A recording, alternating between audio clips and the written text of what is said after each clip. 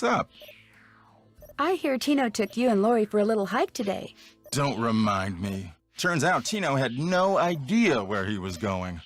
Good thing for him, my fingers were frozen stiff. Otherwise, I would have strangled him. Thanks for the chat. Come back anytime.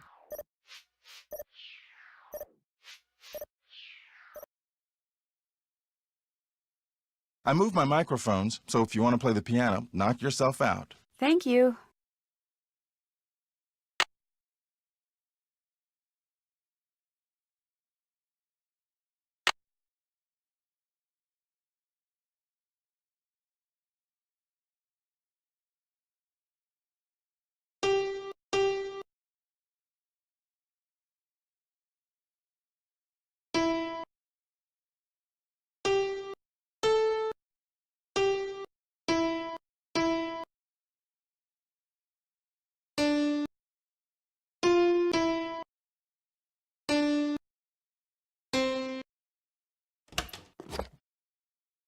A spyglass.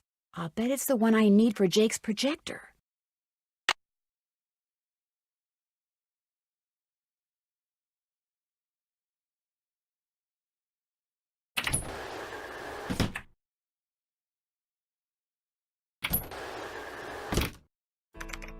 More questions? You didn't go on Tino's expedition to Jake's mine? Please. The man barely knows where his head is. If he's the one who finds that mine, I'll eat my laptop. Well, I'll let you go. All right, then.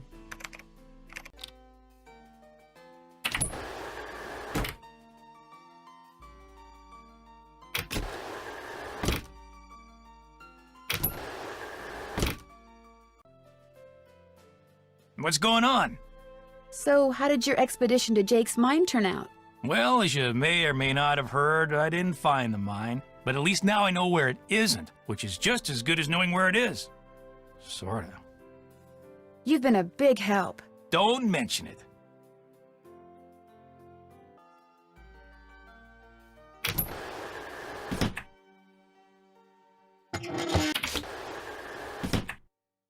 Before you say anything, I just want to say thank you. For what? Tino came to see me. He said you'd made him realize what a jerk he'd been for dumping me, and then he asked me out. Isn't that great? He said he doesn't care what anybody else thinks. He thinks we make the perfect couple. Well, I can't argue with him there. So what do you want?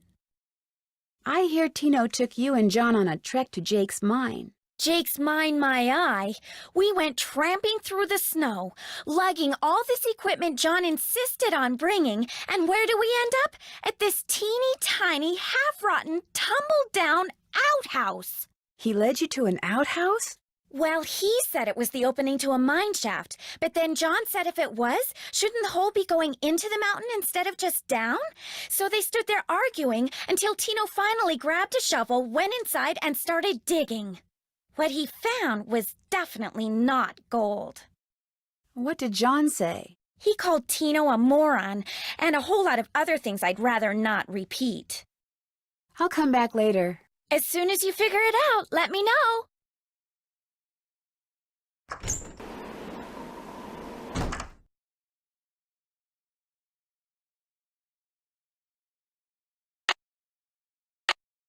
This goes here.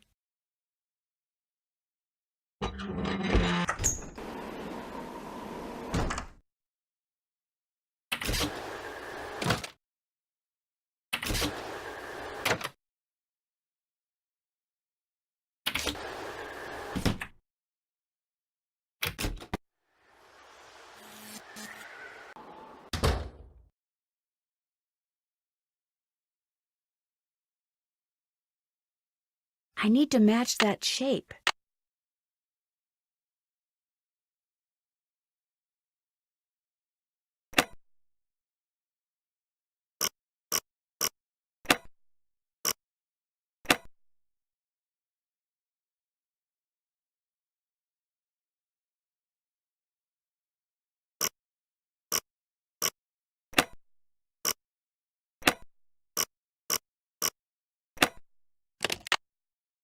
Well, here's Jake's lamp.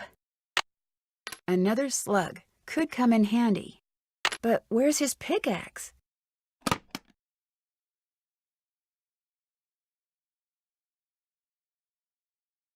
Welcome back! Have you by any chance ever come across a pickaxe that had the initials J.H. carved into it? Why? Because it used to belong to Jake Hurley, and I really, really need it. I thought it would be in that old trunk, but it wasn't. You got that trunk open? Wait till I tell Cousin Alvin. He thinks he's so smart. As for that pickaxe, so happens I got it upstairs in my kitchen. Use it to open the coconuts Aunt Lucy sends me every year from Hawaii. Do you think I could have it? Why, no, you can't have it. How would I open them coconuts? Hey, I could have just gotten you Charlena's autograph, but instead I got you an autographed picture, which is way better. You owe me. Ah, okay. I'll let you have the pickaxe. After you do something for me. Sure. I got a bunch of taffy over there what needs sorting. Just follow the directions that are posted by the machine. Them belts get moving pretty fast, so you gotta keep your wits about you. While you're doing that, I'll fetch that pickaxe. You got a deal.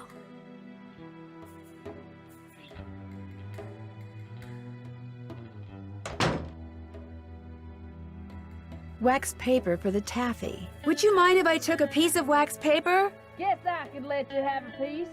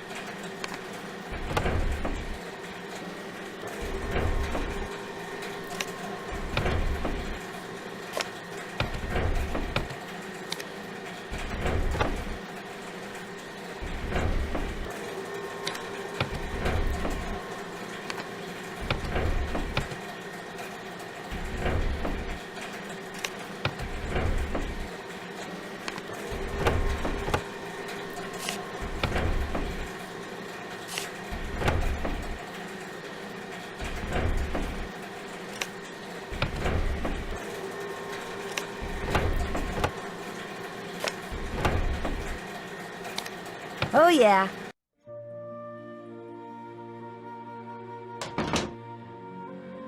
Got that taffy sorted? No problem. That was easy. You sneak any freebies while you were at it? It was pretty tempting, but nope, I sure didn't. Well, ain't you the goody two-shoes?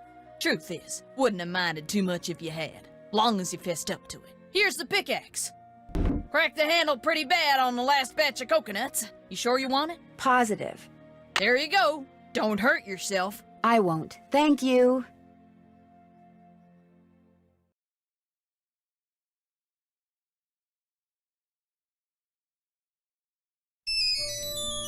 Hello? Hey, it's Frank. I'm in the kitchen of the diner playing short order cook. Has that grandchild of Jake's engineer showed up yet? Just came in with this lady who's even older than he is. And get this, he's a retired miner, so every time I finish an order and ring the pickup bell, he thinks it's the mine shaft elevator bell. And for some reason it makes him start telling his lady friend about his grandfather. You mean you ring the bell and he starts talking about James Thurston? Exactly. Of course, 5 seconds later, he's rambling on about something totally unrelated, but I just fill an order, ring the bell, and ding, he picks up right where he left off. That is, unless I fill the order wrong and the waitress chews me out. She's got a voice like a chainsaw. Very distracting. Sounds like you better keep your ears open and your nose to the grindstone. I am. Just wanted to keep you posted. Well, good luck. Thanks. Talk to you soon.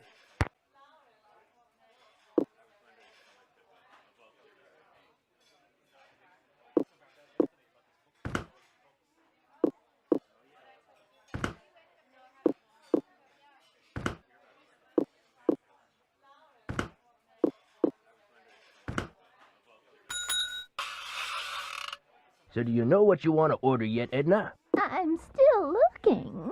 Did I tell you that my granddaddy was the engineer on a private train owned by one of the richest men that ever passed through Copper Gorge? Jake Hurley was his name.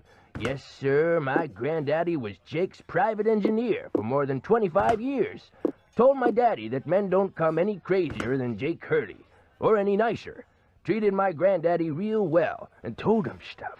Real important stuff. Stuff he made my granddaddy swear to never ever forget. Stuff that my granddaddy told my daddy, and that my daddy told me. Why don't you get the egg salad, Edna? Eggs are back to being good for you, you know. Seems like just last year all those scientific types were saying your arteries would clog up if you so much as looked at an egg. But nowadays, well, all of a sudden eggs are chock full of vitamins and proteins, and eating them's not only okay, it's what they recommend.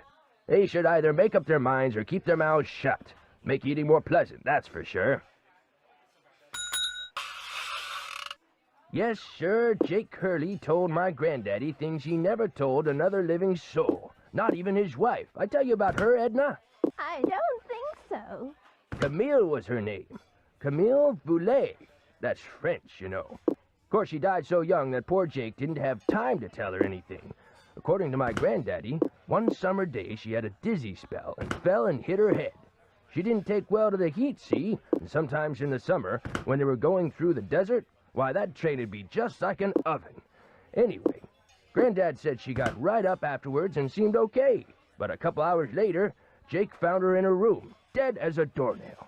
Now there's another expression that kinda makes you wonder. Dead as a doornail. How can something be dead if it was never alive to begin with? And why a doornail? Why not something else that begins with a D? Like dish rag or dust mop.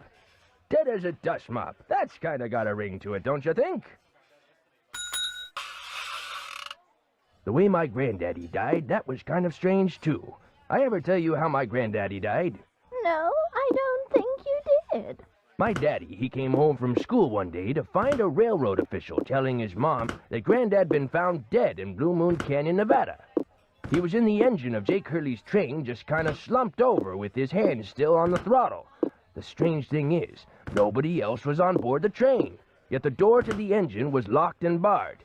It was like Granddad was trying to keep someone out, like he was running from something, like something finally scared him so bad his heart just stopped. Of course, he was in his 60s at the time, and back then that was old.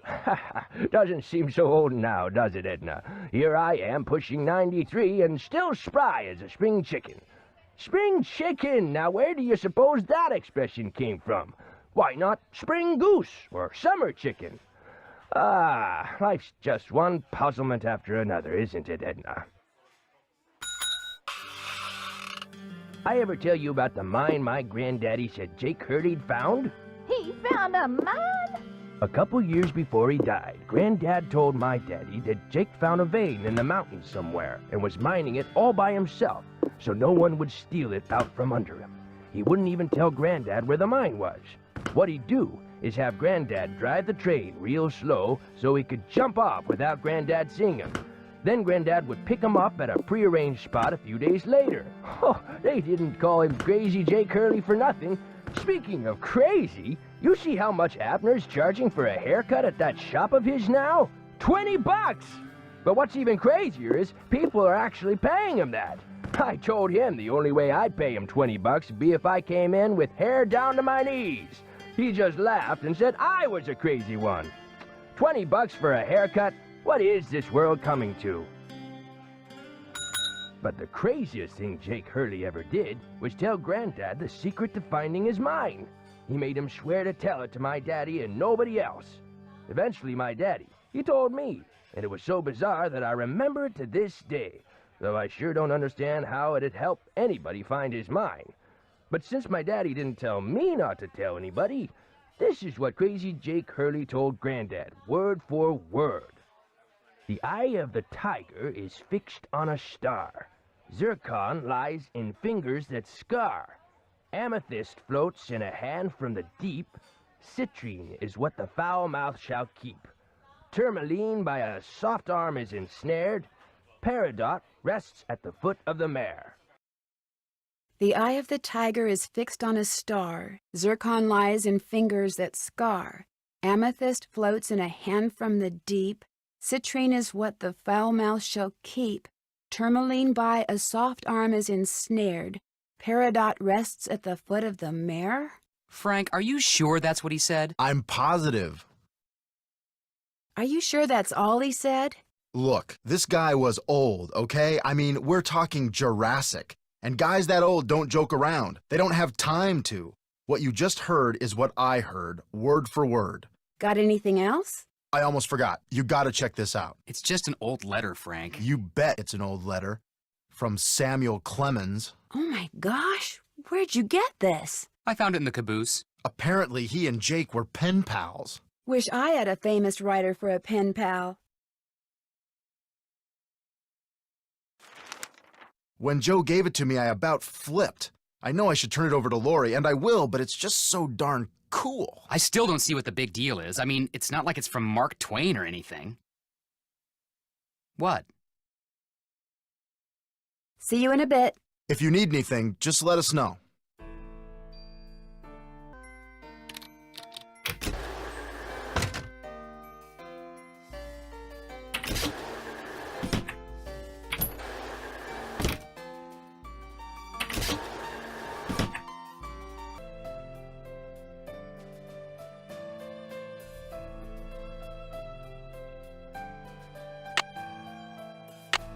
Okay, looks like that goes there. There, it should work now.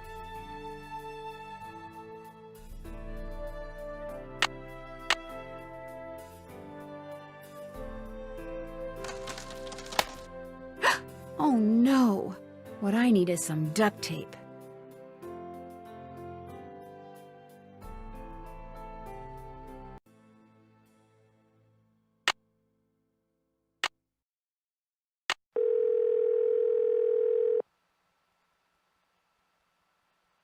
Hello? Hi, Bess. Hey, Nance. Listen, I'm dying to know. What's it like to finally work with Frank and Joe Hardy?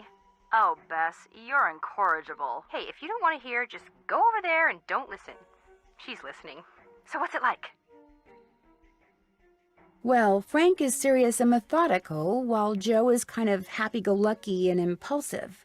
They're not trying to boss you around and be all manly all the time? No, not at all. They're great. George has a thing for Frank. Well, you like Joe. But the real question here is, which one does Nancy like? Ooh, yeah. Which one do you like? I kind of like Joe. I knew it! You're just as big a sucker for those boyish good looks of his as I am. You're not going to say anything to him, are you? Me? My lips are sealed. The way they were when I told you that I liked that boy who works at the snack shop, that was different. How was it different? I was younger then and had less self-control. It was last week, Bess. Right. Don't worry, Nance. If she starts to say anything to Joe, I'll just stomp on her foot. Ow! Hey, what'd you do that for? Just practicing. I went inside the crypt where Jake buried his wife, Camille. Was she still there? As far as I know. Did you see her? No, she was kind enough to stay in her coffin. Was it like totally gross and creepy in there? No, it was very peaceful. Almost pleasant. Any idea how she died? Frank told me that he overheard the grandson of Jake's engineer say she died after she fell and hit her head. Did she fall? Or did Jake, give her a little push? The guy who takes care of the cemetery says he can tell from the way he buried her that Jake must have loved Camille a lot. Ah, but did he love her? Or did he just have a guilty conscience? That's the question. I better go. Remember, when in doubt, call.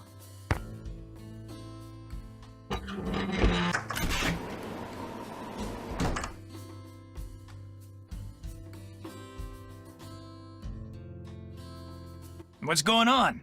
Do you by any chance have any duct tape? Duct tape? Sure don't. But there was this one case I worked where duct tape came in real handy. See, I had just collared this. I'm kind of in a hurry, Mr. Balducci. Oh. Maybe some other time.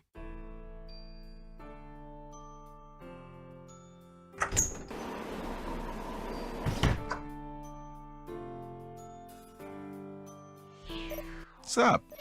Would you by any chance have any duct tape? Got some right there in my gearbox. That's the good news. The bad news is, I can't open the box. It's an antique lockbox that I found in this abandoned monastery I scoped out on my show last year. You can open it with either the key, which I just discovered I forgot to bring with me, or the combination, which you're supposed to be able to figure out just by looking at the box. Fortunately, I didn't put anything critical in there. I've never tried to open it without the key, but if you want that duct tape, go ahead and give it a shot. Thanks, I think I will. If you get it open, the duct tape's all yours. I bet the animals should start from the left shore.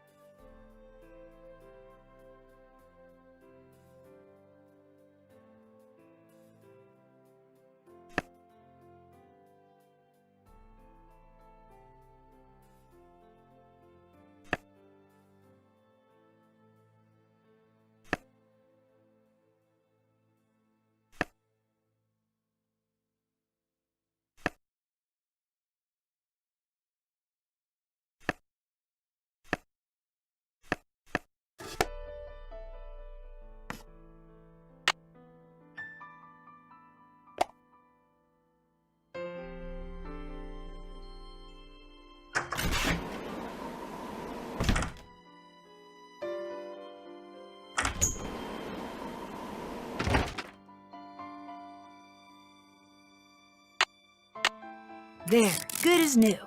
Oh, sorta. Nothing happened. This contraption is obviously powered by something, but what?